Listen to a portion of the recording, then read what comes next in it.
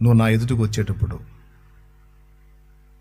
సీమోను పేతురు ఎలాగైతే వచ్చి నా ముందు నిలిచి మాట్లాడాడో అలా మాట్లాడద్దు. సీమోను పేతురు సెకండ్ మాట్లాడాడు చూడు, ప్రభువా అది నీవే ఎరుగుదు అని. అట్లారా నా దగ్గరికి అంటాడు ఆయన.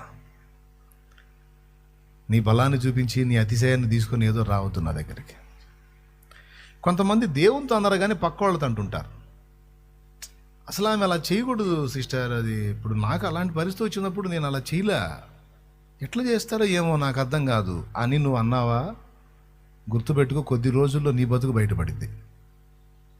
బయటపడే పరిస్థితి నీకు వచ్చింది అంతే. అసలు అతను ఎట్లా చేస్తాడో ఏమో, మరి ఇట్లాంటి వాళ్ళు చండాలం.